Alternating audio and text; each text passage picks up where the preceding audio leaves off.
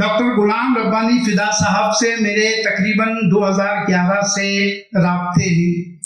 بالکل سادہ شخصیت ہے اور بہت اونچی، بہت اعلیٰ، بہت عرفہ شخصیت ہے. آئیے میں آپ کی خدمت میں یہ تعارف پیش کروں. ہم آج بروز بدھ مورخہ 5 فروری 2025 کی خوبصورت ساعتوں میں محترم ڈاکٹر غلام ربانی فدا صاحب کی خدمت میں یہ اعزازیہ پیش کرتے ہوئے نہ صرف آپ موصوف کی زندگی کی کامیابیوں کو تسلیم کرتے ہیں بلکہ آپ کی ان بے لوث خدمات کا اعتراف بھی کر رہے ہیں جو آپ نے دین اسلام کی تبلیغ و اشاعت اور اردو شعر و ادب اور نثر میں پیش کی. ڈاکٹر فدا صاحب عالم دین ہیں، حافظ قرآن ہیں، ادیب ہیں، شاعر ہیں، تنقید نگار ہیں، تبصرہ نگار ہیں اور مضمون نگار ہیں. شاعری کی تمام اصناف میں آپ نے نعتیہ شاعری پر اپنی مکمل توجہ مرکوز کر رکھی ہے. غزلیں بھی آپ نے خوب کہی ہیں، مگر پیارے آقا صلی اللہ علیہ وسلم کی توصیف میں آپ کا قلم ہمیشہ سجدہ تعظیم ادا کرنے کو اپنی عبادت تصور کرتا ہے. آپ ششماہی رسالہ جہان نعت کے مدیر بھی ہیں اور مختلف شعرائے کرام کی نعتوں کو اپنے رسالے میں جگہ عنایت فرما کر وجہ تخلیق کائنات کا امتی ہونے کا حق ادا کر رہے ہیں. ڈاکٹر مولانا غلام ربانی فدا صاحب کی کل، غور سے سنیے گا، ڈاکٹر مولانا غلام ربانی فدا صاحب کی کل 48 کتابیں شائع ہوئی.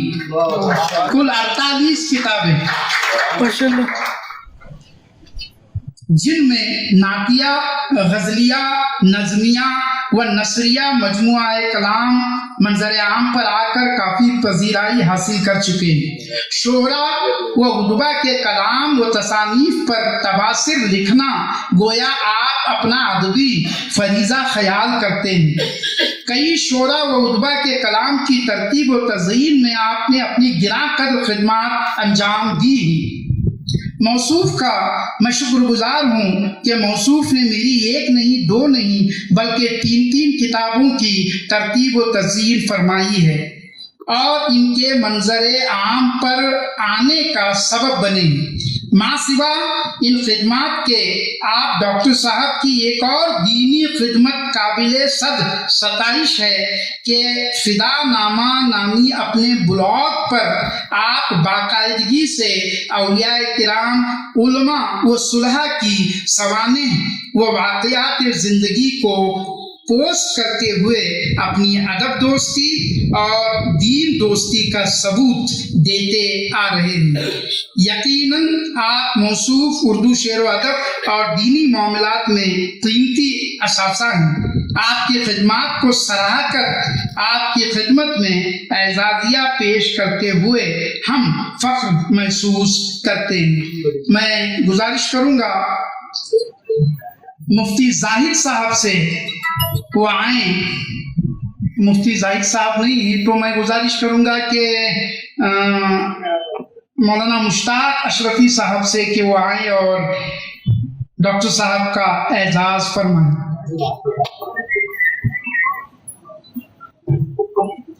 سامعین، بالکل اختتام کے قریب ہوں، کچھ لمحے اور برداشت کر لیجیے گا.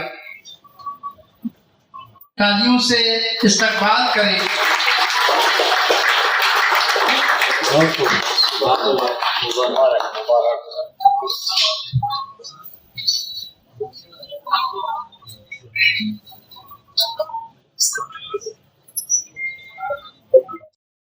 ڈاکٹر غلام ربانی فدا صاحب سے کہ تشریف لائیں اور اپنے زرین خیالات سے نوازیں. السلام علیکم ورحمۃ اللہ وبرکاتہ. نحمد و نصلی علی رسول الکریم، اما بعد، فاعوذ باللہ السمیع العلیم من الشیطان الرجیم، بسم اللہ الرحمن الرحیم.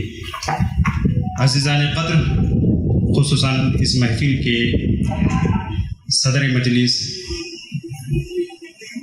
لہن داؤدی کے وارث، قوم ملت کے محسن جناب ڈاکٹر داؤد محسن صاحب قبلہ، اس کے علاوہ اس زمین شیر کے آج دو دو چاند ہیں، ایک لفظ فارسی سے ہے، ایک لفظ عربی سے ہے۔ اتفاق سے دونوں کے درمیان میں بیٹھا ہوا ہوں اور دونوں کے جلووں کو ان کی تابانیوں کو اپنے دامن میں سمیٹ رہا ہوں۔ ساتھ ہی اس اسٹیج پر رونق فرما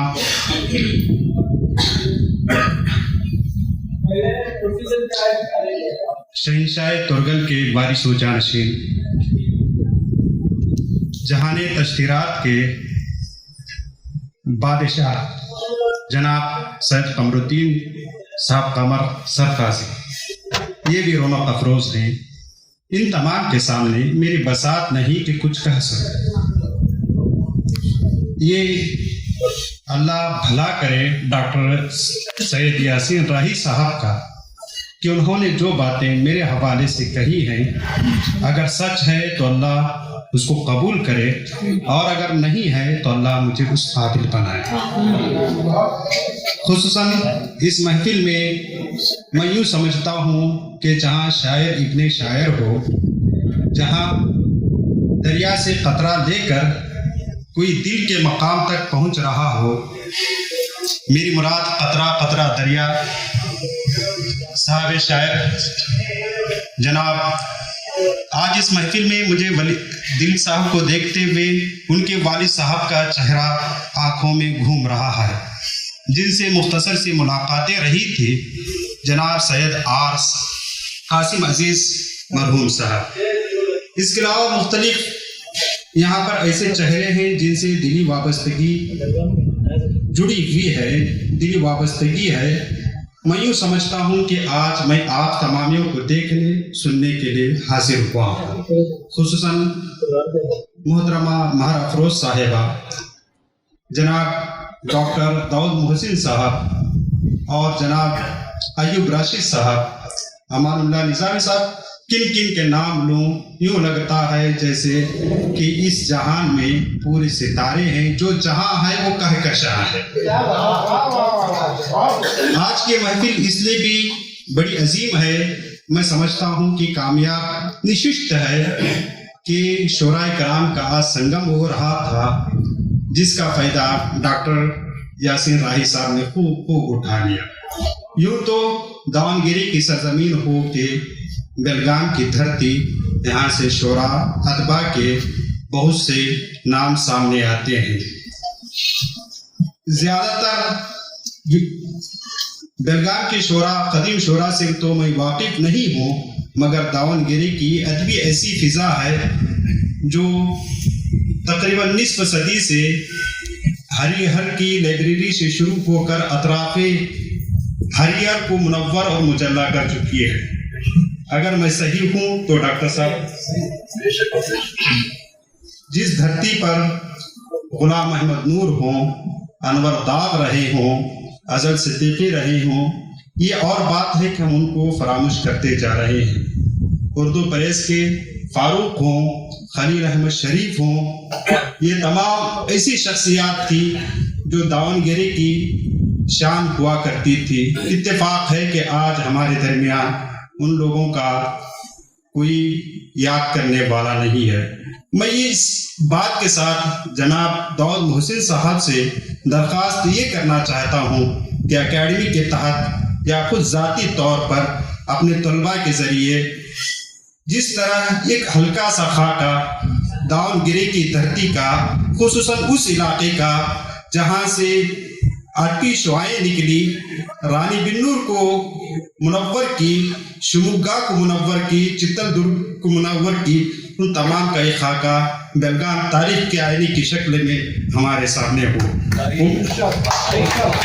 میں امید کرتا ہوں کہ میرے کہے گئے جملے اگر آپ کے دل نازک پر گراں گزر رہے ہوں تو میں معذرت چاہتا ہوں۔ السلام علیکم۔